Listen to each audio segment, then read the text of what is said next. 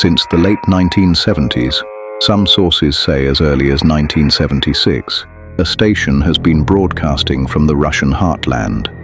It doesn't play music, it doesn't give news, it doesn't acknowledge the passage of time. For 24 hours a day, it emits a monotonous buzzing tone. 2 seconds of silence, then a buzz. 2 seconds of silence, then a buzz.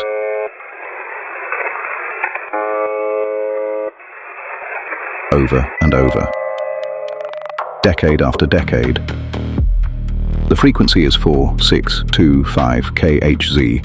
It's known to radio enthusiasts as UVB-76. To the wider world, it's simply the buzzer. It has outlasted Soviet Union. It has outlasted its own physical location. It has outlasted every theory about its purpose. In the ledger, the buzzer is filed under Signal, but the subfolder reads Dead Man's Switch, because something that buzzes for 50 years isn't just a transmission, it's a vigil. On rare occasions, a few times a year, sometimes less, the buzzing stops. Live voices break through the static. Russian, male, sometimes female, shouting names, numbers, and fragmented phrases. Decoded fragments include Command 135, received. Tango and Mike, phonetic alphabet, but to what end? And Nadezhda, meaning hope, either a name or a code word. The voices sound urgent, sometimes panicked, and then, as quickly as they appeared, they're gone. The buzzing resumes. The station never acknowledges the interruption. There is no apology, no explanation, just the tone. The same tone, the same silence, the same tone.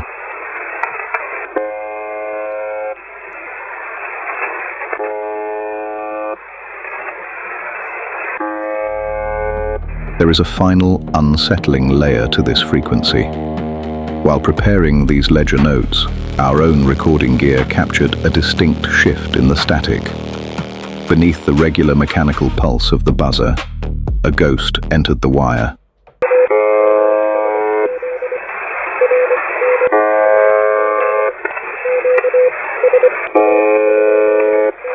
That rhythm is Morse code. It is a documented phenomenon known to shortwave trackers, a phantom crosstalk bleeding from the hidden parallel frequencies of the Russian Western Military District. It serves as a stark reminder that the machine we are listening to is not an automated relic left to rot. It is tethered to a live, sprawling network of command hubs, shadow transmitters, and operators waiting in the dark. When the static bleeds, the system is talking. We simply aren't the intended recipients. In 2010, amateur radio operators noticed something strange. The signal's origin point had moved. The buzzer was still broadcasting, but it was no longer coming from its known location near Povarovo, outside Moscow. A group of urban explorers, the kind of people who climb fences they shouldn't, found the original site. What they discovered is now legend among shortwave enthusiasts. An abandoned military bunker, documents left in the mud, rusted equipment, a facility that had been empty for years. But the signal was still on the air, broadcasting from a new hidden location.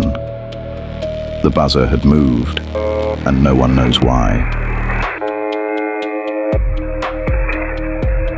The theories. The dead man's switch, the most persistent theory. If the buzzing stops, without the usual break-in protocol, it could mean something catastrophic has happened. A nuclear strike, a coup, a collapse. The buzzer is not the message. The buzzer is the absence of a message. As long as it buzzes, someone is still alive to transmit it. The homing beacon. A darker theory. The buzzer is not for human ears. It's a signal for something else, something waiting to hear it. The numbers and voices are not commands, they're acknowledgements. The buzzer is not a trigger, it's a lighthouse, and whatever it's guiding hasn't arrived yet. The phantom. The simplest theory. The buzzer is a relic, a Cold War ghost that no one has bothered to turn off. It means nothing. It buzzes because it has always buzzed. But the ledger notes a contradiction. If it meant nothing, why move it? Why hide its new location? Why maintain a signal for 50 years? Through the fall of the Soviet Union, through economic collapse, through the rise of digital communication, someone wants the buzzer to stay on. The question is, who? Radio enthusiasts have tracked the buzzer for decades. They call themselves buzzards, a darkly comic name for a community that spends hours listening to a tone.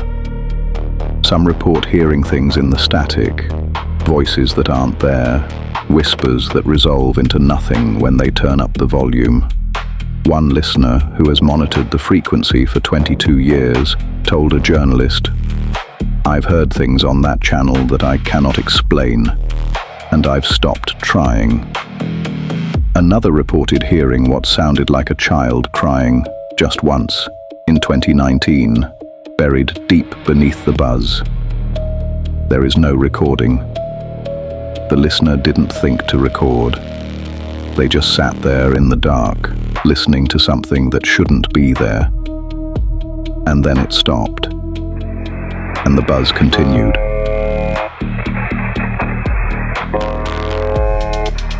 The buzzer is still broadcasting. You can listen to it yourself, online, through shortwave radios, through archived streams. Most people listen for a few minutes, maybe an hour, then they turn it off. Something about the tone gets under the skin. Not the volume, not the pitch, just the persistence. 2 seconds of silence. Then a buzz. 2 seconds of silence. Then a buzz. It has been doing this since the 1970s. It will probably do it tomorrow, and the day after, and the day after that.